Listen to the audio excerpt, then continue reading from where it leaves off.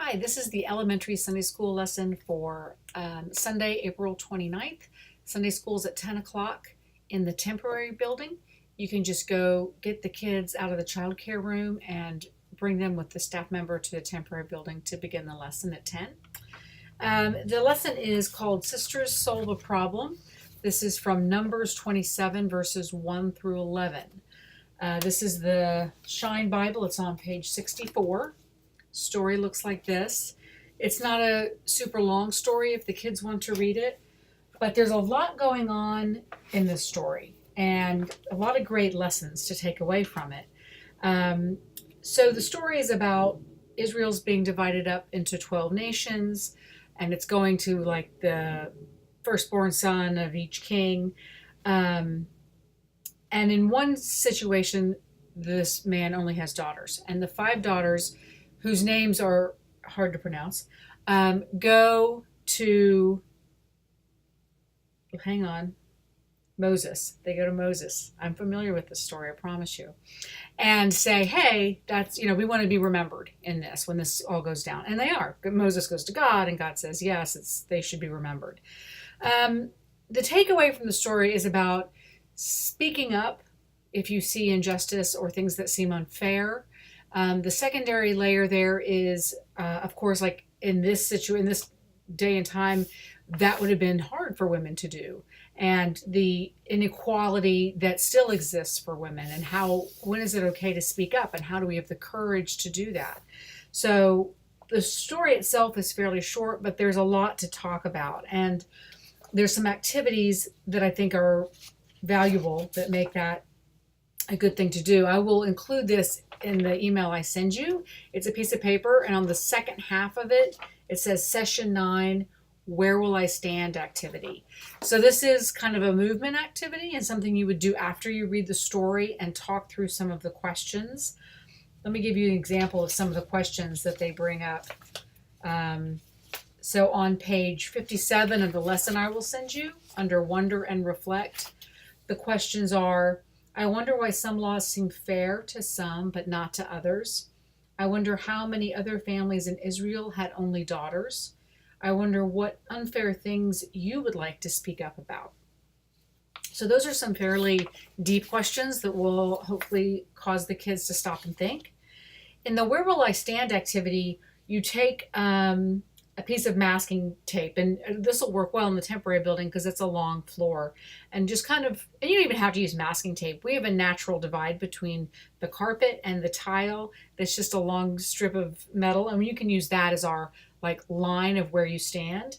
So and one end is the agree, I strongly agree end, and the other end is the I strongly disagree end. And so you'll stay a statement, and they're listed here on this sheet of paper, and ask the kids to go stand along that line how they feel about that statement. So the statements are, for example, all people are important in my community. Okay, are they standing on the strongly agree somewhere all along the spectrum into the strongly disagree section? Another one is, it's important to keep opinions to myself. Agree or disagree? There is unfairness in my home. I wish I were more courageous, etc. So there's no right or wrong answer to these. And, you might want to make sure the kids understand that no matter where they stand on the line, it's okay.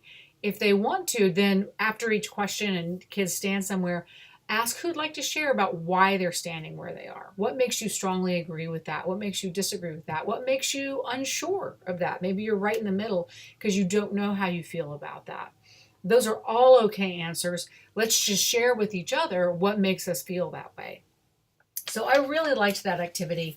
Hopefully it's one that the kids will enjoy as well. We can also do this game from last week. I think they played it. I'm actually not really sure. It was the flame and water game. We had the cards that has flames and water. You divide up the water cards evenly among the kids, and then you have the flame cards kind of upside down. They take turns turning one over.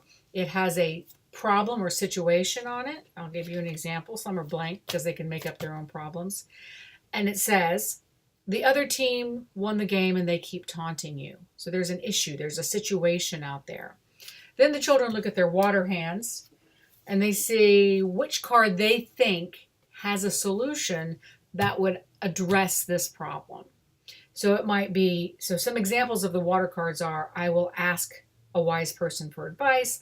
I will ask for a hug. I will send them an encouraging note. I will tell them how their words or actions are hurtful or wrong, etc.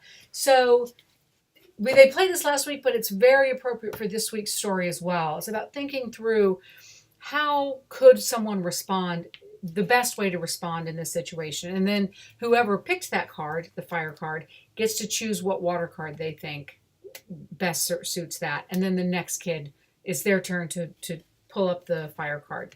So again, if they're into that and enjoyed it last week, then we can play it again. Another thing we did last week is introduce this idea of this octo dice thing that they have. So and maybe it's something you do at the very end. Maybe it's something you do right after you read the story. But each kid can take a turn of rolling it, and it has a unfinished sentence on it that you can apply to the story. And so they say, okay, in relation to this Bible story, or maybe even the activity we did, I was surprised by ... and let the child who rolls the dice and lands on that answer it. And then the next kid gets their turn. I wonder ... I want to learn more about ... So that's something that I hope we can reuse a lot, because it gets the kids talking about their ideas, about the story, about the activity, about what we're doing. So lots going on here.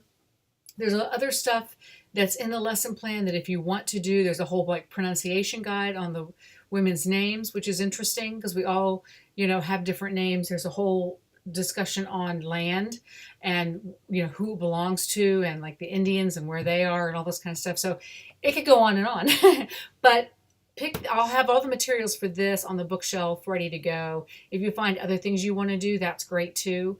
I'm not in town this Sunday. I'm at the Alliance of Baptist meeting.